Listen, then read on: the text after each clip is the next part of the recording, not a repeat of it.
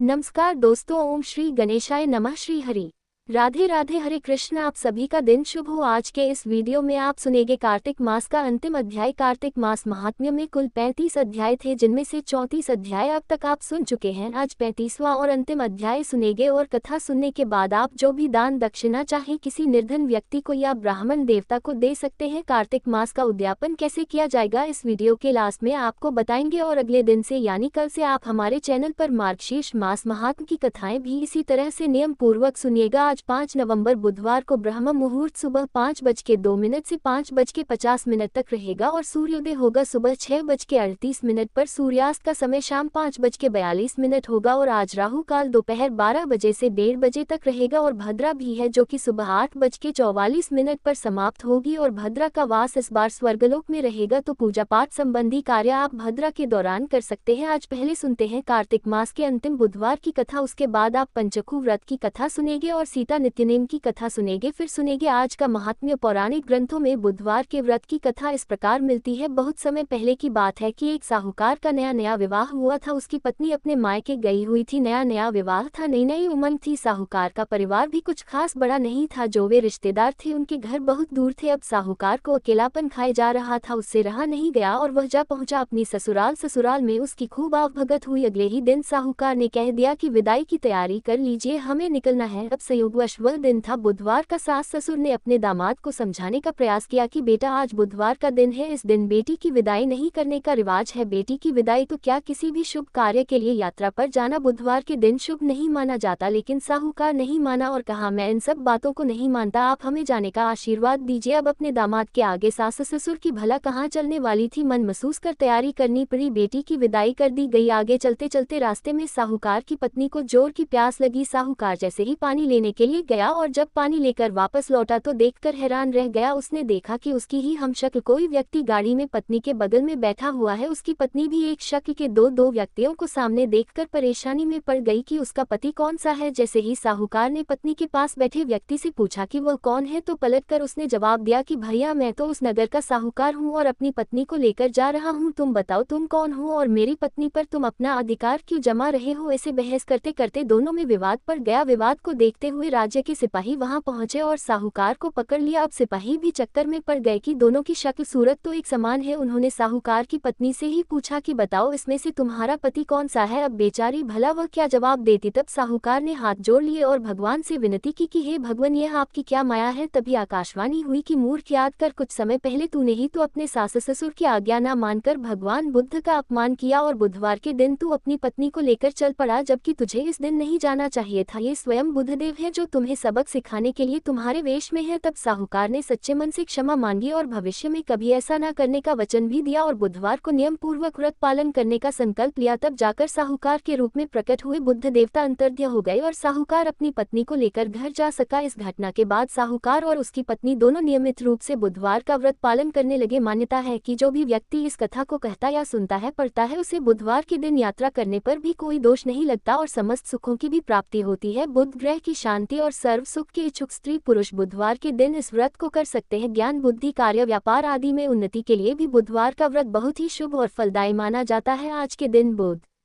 देवता के साथ साथ भगवान गणेश जी की पूजा का भी विधान है। अब सुनिए कार्तिक मास की पंचबिकु की कहानी। पंचबिकु व्रत कार्तिक मास के अंतिम 5 दिनों में रखा जाता है और उस समय इस कहानी को अवश्य ही कहना या सुनना चाहिए। और पूरे कार्तिक मास भी पंचकू की कहानी कहने और सुनने का नियम है। पंचभिकु की कहानी के अनुसार किसी गाँव में एक साहूकार था। उसका एक बेटा और बहू भी थी। बहू कार्तिक मास में रोज सवेरे उठकर गंगा स्नान के लिए जाती थी। सुबह जल्दी जाते समय वह किसी भी पराये पुरुष का मुंह नहीं देखती थी। एक राजा का बेटा भी सुबह सवेरे गंगा स्नान के लिए जाता था। वह हैरान होता कि मैं इतनी जल्दी उठता हूँ स्नान करने के लिए, लेकिन कोई और भी है जो मुझसे भी जल्दी उठकर स्नान कर लेता है। कार्तिक माह के 5 दिन बचे थे कि एक दिन साहूकार की बहू तो स्नान करके वापस जा रही थी और उसी समय राजा का बेटा भी स्नान करने के लिए आ रहा था। आवाज सुनकर बहू जल्दी जल्दी जाने लगी, लेकिन जल्दबाजी में उसकी माला मोजड़ी छूट गई। राजा के बेटे ने उसकी माला मोजड़ी उठा ली और सोचने लगा कि जिस स्त्री की यह माला मोजड़ी इतनी सुंदर है, वह स्त्री स्वयं कितनी सुंदर होगी और उसने पूरे नगर और गांव में मुनादी करवा दी कि जिसकी यह माला मोजड़ी है वह 5 रात मेरे पास आएगी। जब ये सूचना साहूकार की बहू को मिली तो उसने कहलवा दिया कि मैं 5 रात आऊंगी, लेकिन किसी को साख भरने बैठा देना। राजा के बेटे ने एक तोते को पिंजरे में बंद करके गंगा जी के किनारे एक पेड़ पर टांग दिया। बहू सुबह के समय आई, पहली पड़ी पर पैर रखा और बोली, हे कार्तिक के ठाकुर, राय दामोदर, पांचों पांडु, छठे नारायण, भीखम राजा, उस पापी को नींद आ जाए। और ऐसा कहते ही राजा के बेटे को नींद आ गई। बहू स्नान करके जाने लगी तो तोते से बोली, सुआ तेरे घर डालूंगी हीरा, मेरी साग भरियो वीरा। सुआ बोला, कोई वीर भी साग भरता है क्या? तो वह फिर बोली, सुबह सुआ सुबह तेरे पग घालूंगी नेवर, साग भरियो मेरे देवर। सुहा ने कहा, ठीक है भाभी, मैं तेरी साख रखूंगा। बहू तो कहकर चली गई। इधर राजकुमार हड़बड़ा कर उठ बैठा और सुहा से बोला, सुबह सुआ वो आई थी क्या, कैसी दिखती थी? सुबह बोला, आभा किसी बिजली होली, किसी झलकेला, किसी कामिनी गुलाब का सा रंग। राजकुमार ने सुना तो सोचा कि आज तो मैं अपनी अंगुली में चीरा लगाकर बैठूंगा, इससे मुझे नींद नहीं आएगी। दूसरे दिन वह सवेरे सवेरे अंगुली चीर कर बैठ गया। जब साहूकार की बहू आई तो भगवान से प्रार्थना करने लगी। राजकुमार को फिर से नींद आ गई और बहू नहा धोकर चली गई। इसके बाद उठकर राजकुमार ने तोते से पूछा तो तोते ने सारी बात बता दी। अब राजकुमार बोला कि आज तो मैं आंखों में मिर्ची डालकर बैठूंगा। अब राजकुमार ने तीसरी रात को आंखों में मिर्ची डाली और बैठ गया। सारी रात वह दर्द में तड़पता रहा। साहूकार की पुत्रवधू फिर आए और प्रार्थना करने लगी, हे कार्तिक के ठाकुर, राय दामोदर, पांचों पांडु, छठे नारायण, भीखम राजा, उस पापी को नींद आ जाए। राजा के बेटे को फिर नींद आ गई। अगली सुबह राजकुमार ने तोते से फिर पूछा, वह आई थी क्या? तो तोते ने सारी बात बतला दी, हाँ आई थी। अब राजकुमार ने सोचा कि आज रात को तो मैं ठंड में बैठा रहूंगा। राजकुमार ठंड में सारी रात कांपता रहा और सुबह ब्रह्म मुहूर्त में उसे नींद आ गई। साहूकार की बहू चौथे दिन सुबह सवेरे आई, पहली पैड़ी पर पैर रखा और फिर से बोली, हे कार्तिक के ठाकुर, राय दामोदर जी, पांचों पांडु, छठे नारायण, भीखम राजा, उस पापी को नींद आ जाए। राजकुमार को फिर नींद आ गई। सुबह राजकुमार ने तोते से फिर पूछा, आई थी क्या? तो तोते ने सारी बात बतला दी, हाँ आई थी। अब तो चारों रातें निकल गई। राजकुमार ने सोचा, आज की तो आखिरी रात है, आज तो मैं अपनी अंगुली जला लूंगा, जलन से मुझे नींद नहीं आएगी। और फिर उसने अपनी अंगुली जला ली। सारी रात जलन से वह तड़पता रहा। क्योंकि साहूकार की बहू पतिव्रता थी इसलिए ठाकुर जी ने उस पर कृपा की और ठाकुर जी की कृपा से राजकुमार को सुबह नींद आ गई। साहूकार की बहू 5वें दिन सुबह के समय आई और पहली पैड़ी पर पैर रखा और बोली, हे कार्तिक के ठाकुर, राय दामोदर जी, हे भगवान, आपने मेरी इतने दिन लाज रखी है, आज भी रख लेना, उस पापी को नींद आ जाए। राजकुमार को फिर नींद आ गई। साहूकार की बहू ने तोते से कहा, हे सुबह उस पापी से कह देना मेरी माला मोजड़ी मेरे घर पहुंचा दे। ऐसा कहकर बहू चली गई। इधर राजकुमार हड़बड़ा कर उठ बैठा। राजकुमार ने तोते से फिर पूछा, क्या वह आई थी? तो तोते ने फिर से कह दिया, हाँ आई थी, लेकिन उसने अपनी माला मोजड़ी मंगवाई है।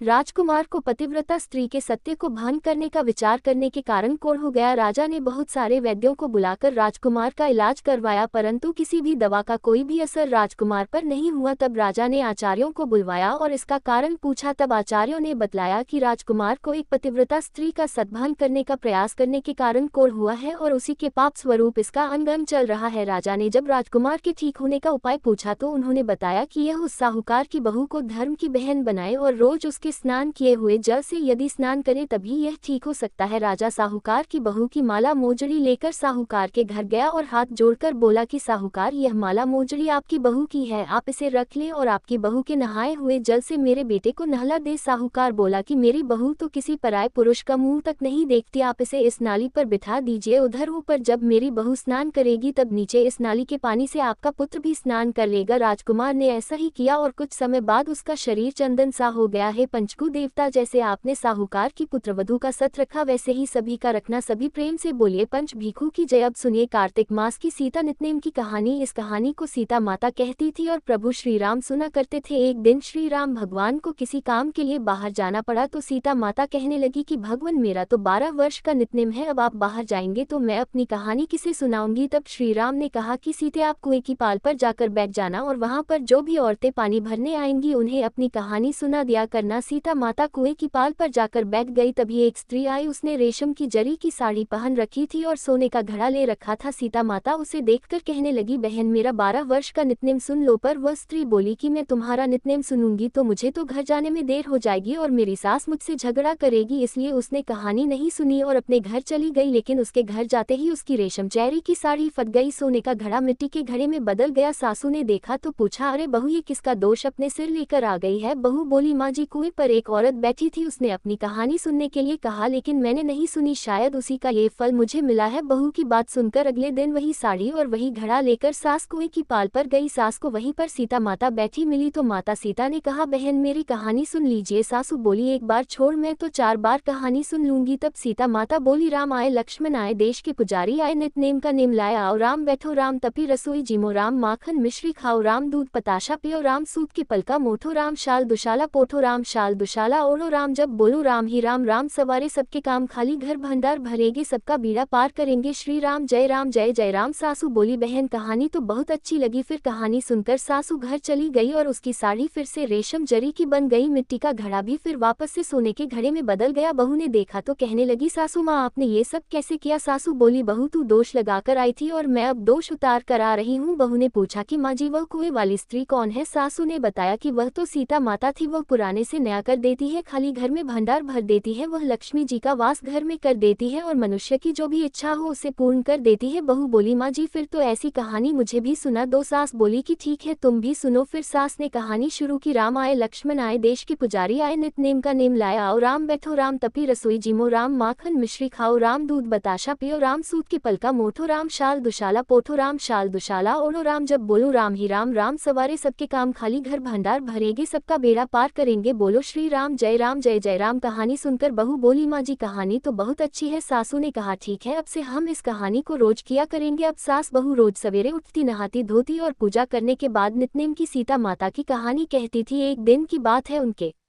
यहाँ पड़ोस की एक औरत आए और बोली कि बहन जरा सी आंच तो देना। तो बहू बोली कि आंच तो अभी हमने जलाई ही नहीं। पड़ोसन बोली, तो फिर तुम सुबह 4 बजे से उठकर क्या कर रही हो? तो उन्होंने कहा कि हम तो सुबह सुबह उठकर पूजा करते हैं, फिर सीता माता की नितनेम की कहानी कहते हैं। पड़ोसन ने उनकी बात सुनकर फिर कहा कि सीता माता की कहानी कहने से तुम्हें क्या मिला? तब वे दोनों बोली कि सीता माता की कहानी कहने से घर में भंडार भर जाते हैं, सारे काम पूर्ण हो जाते हैं, मन की इच्छा भी पूरी होती है। पड़ोसन ने कहा, बहन अगर ऐसा है तब तो फिर मुझे भी कहानी सुना दो। तब बहू बोली कि ठीक है तुम भी यह कहानी सुन लो। राम आए लक्ष्मण आए, देश के पुजारी आए, नित नेम का नेम लाए, आओ राम बैठो, राम तपी रसोई जिमो, राम माखन मिश्री खाओ, राम दूध बताशा पियो, राम सूत के पलका मोठो, राम शाल दुशाला पोठो, राम शाल दुशाला ओढ़ो, राम जब बोलो राम ही राम, राम सवारे सबके काम, खाली घर भंडार भरेगे, सबका बेड़ा पार करेंगे, श्री राम जय राम। पड़ोसन ने इस कहानी को सुना तो कहने लगी, बहन कहानी तो बहुत अच्छी लगी। अब वह पड़ोसन भी नितनेम सीता माता की कहानी कहने लगी। कहानी कहने से सीता माता ने पड़ोसन के भी धन के भंडार भर दिए। देखते ही देखते अब तो पूरे मोहल्ले में नितनेम की कथा चल पड़ी और हर किसी की मनोकामना पूर्ण होने लगी। हे सीता माता, जैसे आपने उन सभी के भंडार भरे वैसे ही हमारे भी भरना। कहानी कहने वाले, सुनने वाले और हुंकार भरने वाले सबके भरना। सभी प्रेम से बोलिए सीता मैया की जय। अब सुनिए कार्तिक मास महात्म्य का अंतिम अध्याय। उद्यापन का पूर्ण विधि विधान बतलाने के पश्चात श्री सूत जी बोले, हे ऋषियों, यदि किसी में उद्यापन की सामर्थ्य न हो तो कुछ ब्राह्मणों को भोजन करा दे। ब्राह्मण ना मिले तो गाय, पीपल अथवा वट वृक्ष का ही पूजन करे, क्योंकि पीपल श्री विष्णु का तथा वट शिव जी का रूप है। इसी प्रकार पलाश ब्रह्मा जी का रूप माना जाता है। ये सुनकर ऋषियों ने पूछा, हे सूत जी, ब्रह्मा विष्णु तथा शिव जी वृक्ष भाव को किस प्रकार प्राप्त हुए, ये भी बताने की कृपा करे। तब सूत जी ने कहा, हे ऋषियों, किसी समय शिव पार्वती जी एकांत में विराजमान थे कि उस समय देवताओं द्वारा भेजे गए अग्निदेव द्वारा उनके एकांत वास में विघ्न उपस्थित हुआ। इस पर पार्वती जी ने क्रोधित होकर देवताओं को श्राप दिया कि तुम सभी वृक्ष रूप हो जाओ। तब श्री विष्णु गया में जाकर पीपल और शिव जी काशी में अक्षयवट तथा ब्रह्मा जी पलाश रूप हो गए। बस तभी से पीपल तथा वट वृक्ष का पूजन होता है। तब ऋषियों ने पूछा कि शनिवार को पीपल का पूजन होता है मगर रविवार को नहीं, इसका क्या कारण है, कृपा करके बताइए। तब सूत जी ने कहा, हे ऋषियों, समुद्र मंथन के समय 14 रत्नों में से कौस्तुभ मणि तथा लक्ष्मी जी को प्रसन्न करने के बाद विष्णु भगवान लक्ष्मी जी से विवाह करने के लिए उद्यत हुए। तब लक्ष्मी जी ने भगवान से कहा कि मेरी बड़ी बहन दरिद्रा अभी अविवाहित है, पहले तो उनका विवाह होना चाहिए। ये सुनकर भगवान विष्णु ने लक्ष्मी जी की बड़ी बहन उद्दालक ऋषि को सौंप दी। यद्यपि दरिद्रा का रंग काला, नेत्र लाल और बाल बिखरे होने के कारण कुरूपा थी, फिर भी भगवान की आज्ञा मानकर उद्दालक ऋषि दरिद्रा को अपने आश्रम में ले आए। आश्रम में आकर दरिद्रा ने देखा कि वहां तो वेद पाठ और हवन हो रहा है। ये देखकर उसने मुनि से कहा, मैं ऐसे स्थान में रहने की बजाय उस स्थान में रह सकती हूँ जहाँ चोर जुआए और ब्राह्मणों का अपमान करने वाले रहते हो। उसकी यह बात सुनकर उद्दालक ऋषि अत्यंत दुखी हुए और उसे वही छोड़कर और यह कहकर चले गए कि तुम्हारे लिए मैं कोई उपयुक्त उपयुक्त स्थान देखकर आता हूँ। ऋषि के जाने के बाद कुछ देर तक दरिद्रा ने उनकी प्रतीक्षा की। इसके बाद वह रोने और चिल्लाने लगी। तब लक्ष्मी जी ने भगवान से कहा, हे भगवान, ऋषि द्वारा त्याग दिए जाने के कारण मेरी बहन दरिद्रा अत्यंत दुखी हो रही है, इसलिए आप जाकर पहले उसे शांत कीजिए। तब विष्णु भगवान लक्ष्मी जी सहित वहां आकर कहने लगे कि तुम पीपल में निवास करो, पीपल हमारा ही अंश है। जो कोई कार्तिक की पूर्णिमा को पीपल का पूजन करेगा वह हमें प्राप्त होगा और उसके यहाँ लक्ष्मी का वास होगा। जो शनिवार को सूत लपेटकर तुम्हारा पूजन करेगा उसके समस्त मनोरथ सिद्ध होंगे, परंतु रविवार को जो तुम्हारा स्पर्श भी करेगा वह दरिद्री हो जाएगा। इतना कहकर भगवान लक्ष्मी जी सहित अंतर्ध्यान हो गए। सूत जी कहते हैं कि जो इस कथा को पढ़ता अथवा सुनता है उसे बद्रिकाश्रम यात्रा का पुण्य फल प्राप्त होता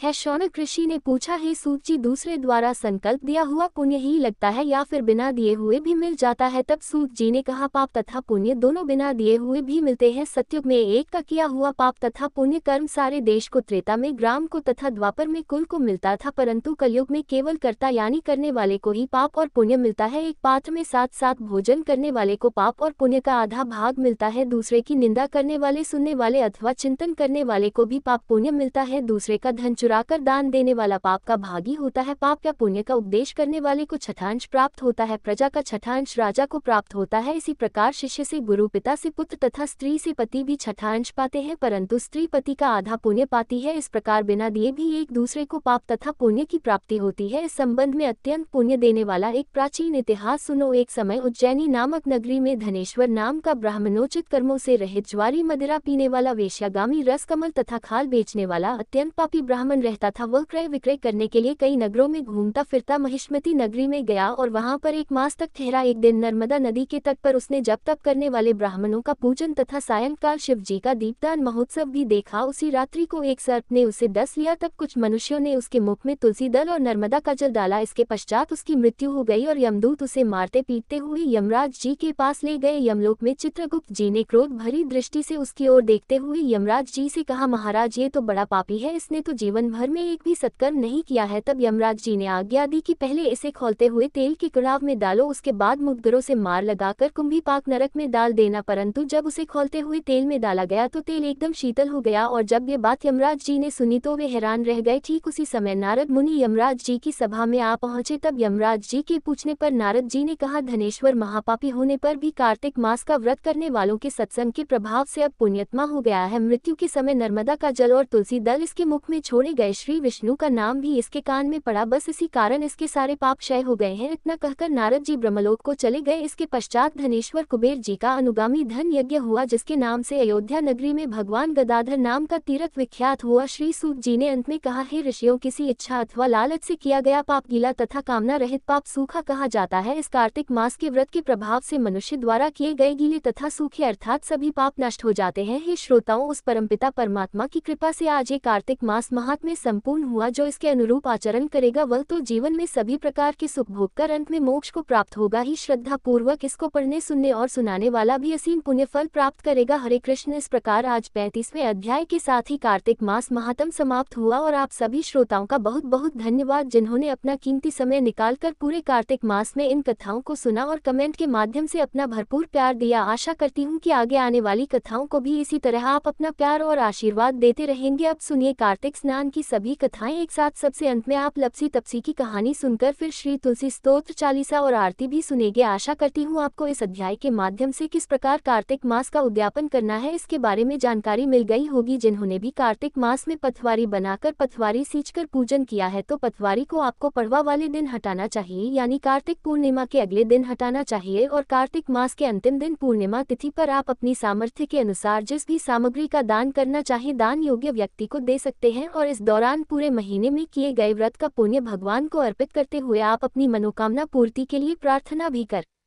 सकते हैं। बिना दान दिए कोई भी उद्यापन पूर्ण नहीं माना जाता, तो ऐसे में आप अपनी सामर्थ्य के अनुसार जो कुछ भी चाहे इच्छा अनुसार प्रसन्न मन से दान दे सकते हैं। और कार्तिक मास की कथाएं नियमित सुनने वाले सभी श्रोताओं को भी आज के पवित्र दिन पर अपने घर पर कम से कम 5 दीपक जलाकर देव दिवाली और कार्तिक पूर्णिमा का यह महोत्सव मनाना चाहिए। अब सुनिए कार्तिक स्नान की कथाएं। किसी नगर में एक छोटा लेकिन खुशहाल परिवार रहता था। दादी अपनी पोती को साथ लेकर हर दिन नियम से पूजा पाठ किया करती थी। एक दिन दादी ने 7 दिन की कीड़ी नगरा की कहानी का नियम लिया। दादी कीड़ी नगरा की कहानी कहती, पोती उस कहानी को सुनकर हुंकारा देती। दोनों साथ कीड़ी नगरा सींचने जाया करते। इस प्रकार 6 दिन पूरे हुए। 7वें दिन दादी ने अपने कीड़ी नगरी की कहानी का उद्यापन किया, किंतु पोती का उद्यापन नहीं किया। समय बीतता गया, पोती जवान हो गई। अब समय आने पर एक अच्छा सा लड़का देखकर उसका विवाह कर दिया गया। पोती ससुराल पहुंच गई। विवाह के कुछ समय बाद ही उसके पति को कोढ़ रोग हो गया। उसकी सास ने एक दिन कहा कि घर में बहू के आते ही मेरा बेटा बीमार हो गया, इसके कदम घर में शुभ नहीं है। ऐसा कहकर उसने अपनी बहू को घर से निकाल दिया। बेटे को भी उसके साथ भेज दिया और कहा कि जा अपने पति की सेवा कर, तुझे सुबह शाम रोटी मिल जाएगी। तब वह यानी पोती अपने पति को लेकर घर से निकल गई। अब वह नगर के बाहर एकांत में कुटिया बनाकर रहने लगी। उसकी सास सुबह शाम 2-2 रोटी दूर से लेकर आ जाती। वह एक रोटी अपने पति को खिलाती और एक रोटी खुद खाकर दिन रात अपने पति की सेवा किया करती। उधर एक दिन दादी ने अपने पोते को बहन से मिलने के लिए भेजा, साथ में चूरमे के लड्डू बनाकर दिए। भाई अपनी बहन से मिलने के लिए गया। जब उसके घर पहुंचा तो वहां जाकर पता चला कि उसकी बहन नगर के बाहर झोपड़ी बनाकर अपने पति के साथ रहती है। भाई अपनी बहन की हालत को देखकर बहुत दुखी हुआ। उसने चूरमे के लड्डू बहन को दे दिए और वहां से दुखी होकर चला गया। बहन ने अपने हिस्से का लड्डू खाया और पति के हिस्से का लड्डू अपने पति को दे दिया। पति ने मना कर दिया। पास ही एक कीड़ी नगरा था, उसने वह लड्डू चूर कर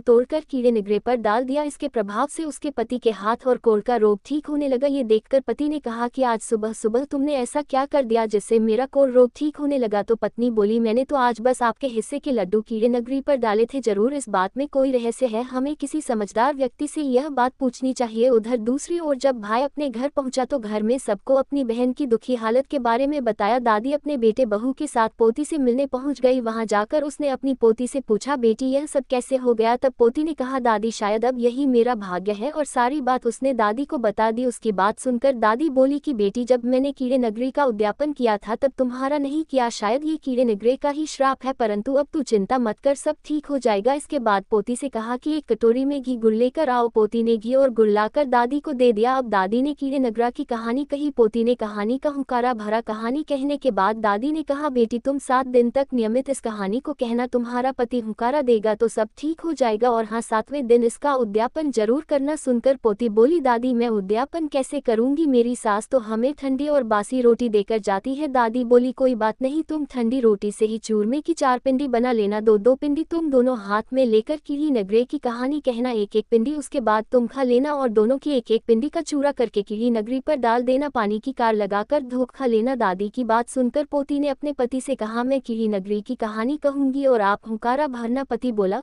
क्यों नहीं, ये सब तुम मेरे लिए ही तो कर रही हो, इस कहानी से मेरा कोढ़ ठीक हो जाएगा तो मैं इसे जरूर सुनूंगा। अब पोती कहानी कहने लगी। पति ने हुंकारे भरे। इस प्रकार 6 दिन तक नियमित कीड़ी नगरी की कहानी सुनी और हुंकारा भरी गई। फिर एक दिन वह अपनी पत्नी से बोला कि कल सुबह इसका उद्यापन कर देना। तब उसकी पत्नी ने कहा, आपकी माँ एक समय की 2 ही रोटी देकर जाती है, मैं चूरमा कैसे बनाऊंगी। तो पति बोला, माँ आज शाम को 2 रोटी देगी, उसे रख लेना, फिर कल जो 2 रोटी देगी उन 4 रोटी को मिलाकर चूरमा बना लेना। अगले दिन पोती ने सुबह सुबह उठकर स्नान कर लिया। उसका पति स्नान नहीं कर पाया था, इसलिए उसने अपने पति पर पानी के छींटे मारकर उसे शुद्ध कर लिया। उसके बाद 2 रोटी रात की और 2 रोटी सुबह की लेकर चूरमा बना दिया। फिर पति को कीड़ी नगरी के पास बिठा दिया। उसने कहानी कही, कौड़ी पति ने हुंकारा दिया। इसके बाद दोनों ने 1-1 लड्डू तोड़कर कीड़ी नगरी पर डाल दिया और पानी की कार लगा दी। फिर धोख देकर बोले, हमारा कोढ़ झाड़ देना, कोई भूल हो गई हो तो क्षमा कर देना। इस प्रकार दोनों ने सच्चे मन से कीड़े नगरे की कहानी सुनी और उसका उद्यापन किया। इसके बाद वहां से उठकर दोनों पति पत्नी ने बची हुई चूरमे की 1-1 पिंडी खाए और पानी पिया। देखते ही देखते उसका पति तो कोढ़ से मुक्त हो गया और उसकी काया भी कंचन सी हो गई। दोनों ही कोढ़ झड़ने से बड़े प्रसन्न हुए। शाम हुई तब उसकी सास रोटी लेकर आए। हर रोज की तरह दूर से ही बहू को रोटी दी, लेकिन चारपाई पर जब उसने एक युवक को देखा तो उसे पहचान नहीं पाई। दरअसल वह अपने ही बेटे को नहीं पहचान पाए और बहू पर चिल्लाकर बोली, बहू ये तुमने चारपाई पर किसको बिठाया है और मेरा बेटा कहाँ है। तो बहू बोली, माँ जी यही तो है आपका बेटा। फिर भी आपको विश्वास नहीं होता तो सासू चांदी की पहन ले, चोली लोहे की तान ले, तनात ब्याह में आएगी बारात, तब अपना परिवार इकट्ठा कर लेना और हमें अपना लेना। सास ने सुना तो अपने घर गई और पति को सारी बात बताई। तब उसने कहा कि वह हमारा ही बेटा है, उसे 6 महीने हो गए वहाँ रहते रहते, इसलिए तुम पहचान नहीं पाई। पर उसकी जिद के कारण सास ससुर ने अपने परिवारजनों को बुलाया। सास ने चांदी की चोली पहनी, लोहे की इतना तान दी, गंदी नाली से एक लोटा भर लिया, फूटी हुई थाली ले ली, ज्वार का एक डोडा ले लिया, फिर वह अपने बेटे को अपनाने चल पड़ी। तब वह फूटी हुई थाल सोने की हो गई, लोटे में जो गंदा पानी था वह शुद्ध हो गया, उसने जो ज्वार का डोडा लिया था उसके मोतियों के दाने हो गए। फिर जब सास अपने बेटे के पास पहुंची तो सास की छाती का दूध बेटे की मूंछ पर और बहू के घूंघट पर गिरा। उसके बाद वह अपने बेटे बहू को गाजे बाजे के साथ धूमधाम से अपने घर ले आई। बेटे बहू को चौकी पर बिठाया, फिर सास ने बहू से पूछा कि बहू, तुमने ऐसा कौन सा उपाय किया कि जिससे मेरा बेटा बिल्कुल ठीक हो गया। तब बहू ने अपनी सास को सारी बात बताई। कीली नगरी की कहानी का चमत्कार सुनकर सास बोली, हे कीली नगरा, इस कहानी को कहने सुनने हुक्कारा देने वाले सभी के कष्ट दूर करना, प्रेम से बोलिए कीली नगरे की जय। अब सुनिए पथवारी माता की कहानी। एक बार पथवारी माता पाल और विनायक जी में विवाद हो गया। सभी आपस में स्वयं को एक दूसरे से बड़ा बताने लगे। इतने में ही ब्राह्मण का एक लड़का वहां आया। पाल, पथवारी और विनायक जी ने उसे रोका और कहा, लड़के रुक जाओ और हमारा न्याय तो कर। लड़का बोला,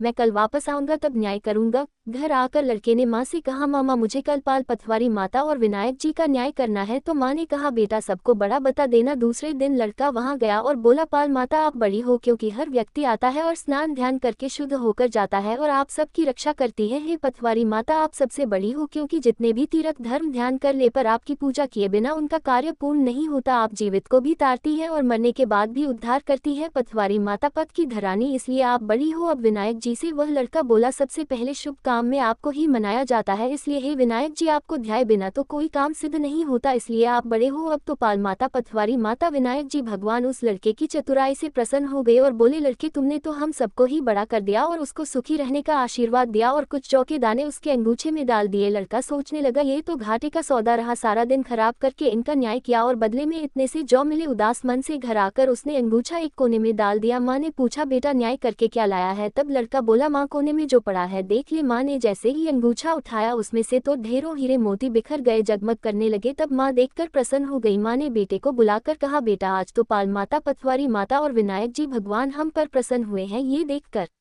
माँ बेटे बहुत प्रसन्न हुए। हे भगवान, हे पाल माता, हे पथवारी माता, आपने जैसा उस लड़के को दिया वैसा सबको देना। कहानी कहने सुनने और हुंकारा भरने वाले को सुख समृद्धि और धन धान्य देना। अब सुनिए कार्तिक मास की तारा भोजन की कहानी। एक बार की बात है, किसी नगर में एक साहूकार था और उसकी एक बहू तारा भोजन करती थी। एक दिन उसने अपनी सास को कहानी सुनाने को कहा तो सास ने मना कर दिया और बोली कि मुझे अभी अपनी पूजा करनी है। उसने फिर अपनी जेठानी से कहा कि दीदी आप मेरी कहानी सुन लो। उसने भी मना करते हुए कहा कि मुझे तो अभी भोजन बनाना है। फिर उसने अपनी देवरानी से कहानी सुनने को कहा, उसने भी बहाना बना दिया कि मुझे बच्चों को देखना है। तब उसने फिर अपनी ननंद को कहानी सुनने के लिए कहा, उसने भी मना कर दिया, बोली कि मेरी ससुराल से मेरा बुलावा आ गया है और मुझे जाने की तैयारियां करनी है। अब वह राजा के पास भी गई, बोली कि महाराज आप ही मेरी कहानी सुन लो। तो राजा ने कहा, मुझे तो व्यापार देखना है, कहानी सुनने का समय नहीं है मेरे पास। अब तो वह अपनी पड़ोसन के पास गई और जाकर उससे बोली कि आप ही मेरी कहानी सुन लो। पड़ोसन कहानी सुनने के लिए तैयार हो गई। तब उसने कहानी कही, पड़ोसन ने खूब ध्यान से कहानी सुनी और हुंकारा भरा। इस तरह पूरा कार्तिक मास बीत गया और फिर भगवान विमान लेकर आए। जब बहू विमान में बैठकर जाने लगी तो सास दौड़ी दौड़ी आए और बोली, मैं भी तेरे साथ चलूंगी। तो वह बोली, माँ जी आप अपनी पूजा पाठ करो। जेठानी आई तो बोली, मुझको भी लेकर चलो। बहू बोली, आपको तो भोजन बनाना है, आप जाकर भोजन बनाओ। देवरानी दौड़ी दौड़ी आई, बोली मैं चलूं। बहू बोली, नहीं आपको तो अपने बच्चों की देखभाल करनी है, तुम भला कैसे चलोगी। नंद आई, बोली भाभी मैं चलूं। उसने कहा, दीदी आपको तो ससुराल जाने की तैयारी करनी है। अब दौड़े दौड़े राजा भी आए, बोले मैं चलूं। वह बोली, नहीं आपको तो कारोबार संभालना है, आपके पास तो समय ही नहीं है चलने का, आप भला कैसे चलोगे। पड़ोसन ने सुना तो वह भी आई, बोली बहन मैं चलूं। तब वह बोली, हाँ बहन तुम चलो मेरे साथ, क्योंकि तुमने पूरा कार्तिक मेरी कहानी सुनी है। तब वे दोनों विमान में बैठकर स्वर्ग को जाने लगी। रास्ते में बहू को अभिमान हो गया कि मैंने कहानी कही, व्रत किया, लेकिन पड़ोसन ने तो केवल कहानी सुनी, मेरे कारण इसे स्वर्ग मिला। इधर उसके मन में अभिमान हुआ और उधर भगवान के दूतों ने उसे बीच रास्ते में ही छोड़ दिया। और जब वे पड़ोसन को लेकर स्वर्ग लोक पहुंचे तो भगवान बोले कि क्या इसी ने तारा भोजन किया है। तब भगवान के दूतों ने बताया, नहीं प्रभु, इसने तो केवल कहानी सुनकर हुंकारा भरा था, लेकिन जिसने तारा भोजन करके व्रत की कहानी कही थी उसे तो अभिमान हो गया था, इसलिए हम उसे बीच रास्ते में ही छोड़ आए। भगवान बोले कि नहीं नहीं, उसे वापस लेकर आओ। तब जब वे बहू को वापस लेकर आए तब बहू ने 7 बार क्षमा याचना की और इस प्रकार भगवान ने उसे क्षमा कर दिया और स्वर्ग लोक में स्थान दे दिया। इस कहानी को कहने सुनने और हुंकारा भरने के बाद कहना चाहिए, हे कार्तिक के ठाकुर राय दामोदर, जैसे आपने बहू और उसकी पड़ोसन को स्वर्ग दिया वैसे ही हम सबको भी देना। सभी प्रेम से बोलिए कार्तिक मास की जय। कार्तिक मास में सुनी जाने वाली लपसी और तपसी की कहानी। एक बार की बात है, एक लपसी था और एक तपसी था। तपसी तो भगवान की तपस्या करता था था और लपसी सवा शेर की लापसी बनाकर उसका भोग लगाकर जीम लेता था। एक दिन वे दोनों आपस में झगड़ा करने लगे। लपसी बोला मैं बड़ा हूँ, तप्स बोला मैं बड़ा हूँ। इतने में ही देवर्षि नारद वहां आए और बोले तुम दोनों क्यों झगड़ा कर रहे हो। लपसा ने बताया कि ये देवर्षि मैं बड़ा हूँ, और तप्स ने कहा मैं बड़ा हूँ। तप्स बोला मैं सारा दिन भगवान की पूजा करता हूँ इसलिए मैं बड़ा हुआ। ये सुनकर नारद जी ने कहा कि मैं तुम्हारा फैसला कल कर दूंगा। कार्तिक मास चल रहा था। दूसरे दिन लपसा और तपसी नहाकर आए तो नारद जी ने 1.25 करोड़ की अंगूठी उनके आगे फेंक दी। लपसा का ध्यान उस अंगूठी पर नहीं गया। तपसी तपस्या करने बैठा तो उसे जमीन पर पड़ी हुई अंगूठी दिखाई पड़ी और उसने अपने घुटने के नीचे छुपा लिया और तपस्या करने लगा। उधर लपसी लापसी बनाकर उसका भोग भगवान को लगाकर जीमने बैठ गया। इतने में ही देवर्षि नारद वहां प्रकट हुए। उन्हें देखकर दोनों ने उन्हें प्रणाम किया और फिर दोनों ने एक साथ पूछा बताए देवर्षि हम दोनों में से कौन बड़ा है। फिर तपसी ने एक बार फिर कहा कि मैं बड़ा हूँ। लपसा हाथ जोड़कर खड़ा रहा। तब देवर्षि ने कहा कि मैं अभी इस बात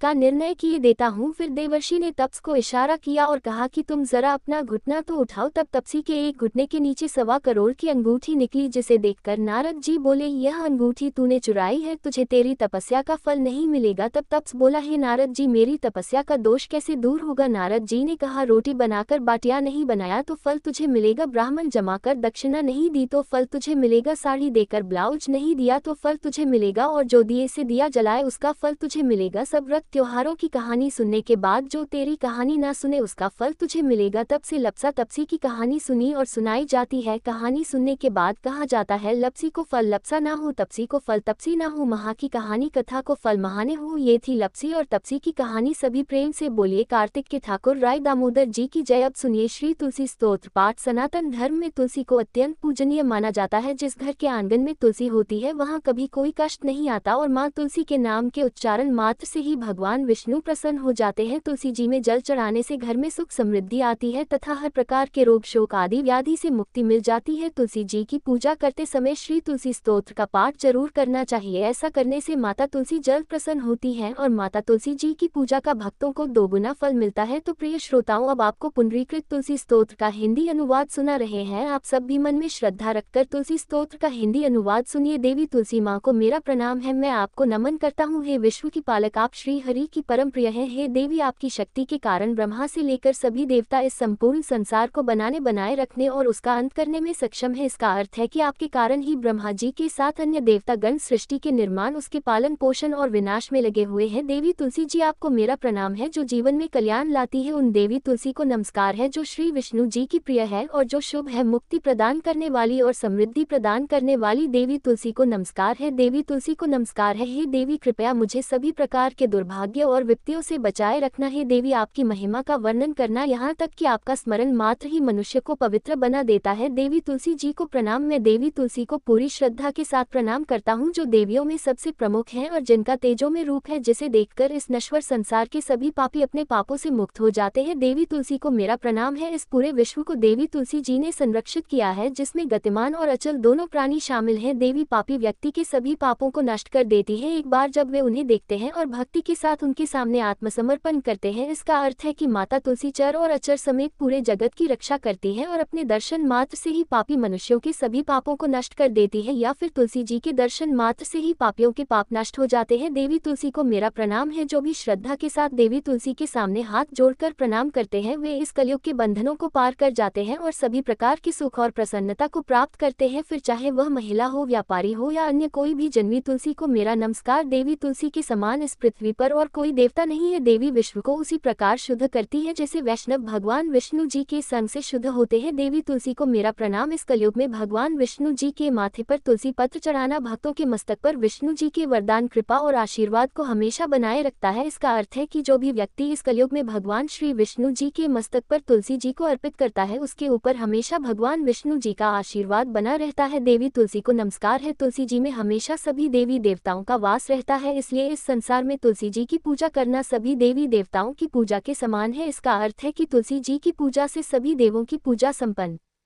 हो जाती है। देवी तुलसी को मेरा नमस्कार है। आप सब कुछ जानने वाली हैं और भगवान विष्णु जी के प्रिय है। अपने भक्तों को आप सभी प्रकार की समृद्धि प्रदान करती है। देवी कृपया मुझे सभी प्रकार के पापों से बचाएं। हे देवी तुलसी जी को नमस्कार है। पहले के समय में ये भजन बुद्धिमान पुंडरीक के द्वारा हर रोज भगवान श्री विष्णु जी की पूजा करते हुए उन्हें तुलसी के पत्तों से अलंकृत करते हुए गाया जाता था। देवी तुलसी जी को नमस्कार है, जिनके 16 नाम है। तुलसी श्री महालक्ष्मी, विद्या अविद्या यशविनी, धर्म का अवतार यानी धर्मिया, धर्मान्ना देवी, देवी देव मनः प्रिया यानी देवियों और देवों को प्रिय, लक्ष्मी जी की प्रिय सखी, देवी स्वर्ग भूमि यानी पृथ्वी, अचला यानी स्थिर, चला यानी अस्थिर। देवी तुलसी के इन 16 नामों का भक्तगण पाठ करते हैं या महिमा गाते हैं। देवी के 16 नामों का पाठ करने वाले भक्त आसानी से श्रीहरि की भक्ति प्राप्त कर लेते हैं और अंत में भगवान विष्णु जी के चरण कमलों में स्थान प्राप्त करते हैं, जिन्हें माँ तुलसी, पृथ्वी, महालक्ष्मी, कमल की स्वामिनी और श्रीहरि की प्रिया के नाम से भी जाना जाता है। देवी तुलसी को मेरा नमस्कार है। देवी तुलसी की सखी तुलसी जी शुभ प्रदान करती है, पापों को दूर करती है और सभी को पवित्र बनाती है, पुण्य प्रदान करती है। आपको प्रणाम है। देवी तुलसी जिनकी प्रशंसा देवर्षि नारद द्वारा की जाती है और श्री नारायण के प्रिय है, उन देवी तुलसी को हम सबका बारंबार प्रणाम है। जय जय तुलसी भगवती सत्यवती सुखदानी, नमो नमो हरि प्रसी, श्री वृंदावन खानी, श्री हरि शीश विरजनी देहु अम जनहित हे वृंदावनी, अब न करहु विलम्ब, धन्य धन्य श्री तुलसी माता, महिमा अगम सदा श्रुति गाता, हरि के प्राणहु से तुम प्यारी, हरि हेतु कीन हो तब तब भारी, जब प्रसन्न है दर्शन दीन हो तब कर जोर विनय उसकीन हो। हे भगवंत कंत मम हो दीन जानी, जान छाड़ू छोहु सुनी, लक्ष्मी तुलसी की बानी, दीन हो श्राप कद पर आओ, सयोग्य वर मानगन हारी होहु बिटप, तुम जड़ तनु धारी, सुन तुलसी ही श्रिपोते थामा, करहु वास्तहु नीचन धामा, दियो वचन हरि तब तत्काला, सुनहु सुमुख जान होहु बिहाला, समय पाए बहु रूपा तोरा, पूजा हास वचन सत मोरा, तब गोकुल मह गोप सुदामा, तास भई तुलसी तू बामा, कृष्ण रास लीला के मही, राधे शक्य प्रेम लख नहीं, दियो श्राप तुलसी तत्काला, नर लोकी तुम जन्महु बाला, यो गोपवल दानव राजा, शंखचूर्ण नामक शिरताजा, तुलसी भसु की नारी, परम सती गुण रूपगारी, असद्व कल्प बीती जब गेहू कल्प, तृतीय जन्म तब भयो वृंदा नाम भयो, तुलसी को असुर जलंधर नाम, पति को कर अतिद्वंद अतुल बलधामा, कीना शंकर से संग्रामा, जब निज सैन्य सहित शिवहारे मर ना, तब हर हर ही पुकारे, पतिव्रता वृंदा नारी को न सके पति ही संगहारी, तब जलंधर ही भेष बनाए वृंदा, धग हरि पहुँचो जाय शिव हित लह कर, कपट प्रसंगा कियो सितत्व धर्म तो ही भंगा, भयो जलंधर कर संगहारा, सुनी और शोक उपारा, तेह छड़ दियो कपट हरि टारी, लख वृंदा दुख गिरा उचारी, जलंधर जस यो भीता सोई रावण, तस हर ही सीता अस्प्रस्तर समहृदय, तुम्हारा धर्म अखंडी मम पते संगहारा, यही कारण लह श्राप हमारा होवे तनुपाशन तुम्हारा, सुनी हरि तुरत ही वचन उचारे, दियो श्राप बिना चारे, लिख्यो ना निज करत दूत, पति को छलन चाहियो, जब पार्वती को जड़ मति तो हु असो जड़ रूपा, जग में तुलसी बिटप अनुपा, धगव रूप हमशाली ग्रामा, नदी गण की बीच ललामा, जो तुलसी दल हम चद है, सब सुख भोग परम पद पई है, बिनु तुलसी हरि जलत शरीरा, अतिशय उठतशीश और पीरा, जो तुलसी दल हरि सिर धारत, सो सहस्त्र घट अमृत दारत, तुलसी हरि मन रंज निहार, रोग दोष दुख भंजन निहारी, प्रेम सहित हरि भजन निरंतर, तुलसी राधा में ना अंतर, व्यंजन हो 56 प्रकारा, बिन तुलसी दल न हर प्यारा, सकल तीरथ तुलसी तरुछाही लहत, मुक्ति जन संशय ना, कवि सुंदर एक हरि गुण गावत, तुलसी निकट सहस गुण पावत, बसत निकट दुर्वासा धामा, जो प्रयासते पूर्व ललामा, पाठ करल जो नित नर नारी, हो सुख भाह त्रिपुरारी, तुलसी चालीसा पढ़ल, तुलसी तरु ग्रह धारी, दीप दान कर पुत्र फल पाओ, बंध नारी सकल दुख दरिद्र हरिहार, परम प्रसन्न आश धन जन लड़ा ही कर बसे, पूर्ण लाह अभिमत फल जगत महिलाह, पूर्ण सब काम जय दल अर्पल, तुलसी तह सहस बसे हरि राम, तुलसी महिमा नाम लग, तुलसी सूत सुख राम मानस 40 रचो जगमग, तुलसीदास प्रेम से बोलिए तुलसी महारानी की जय, तुलसी महारानी नमो नमो, हरि की बटरानी नमो नमो नमो, तुलसी महारानी नमो नमो, धन तुलसी पूर्ण तप कीनो, शालिग्राम बनी पटरानी नमो नमो, तुलसी महारानी नमो नमो, हर की पटरानी नमो नमो, जाके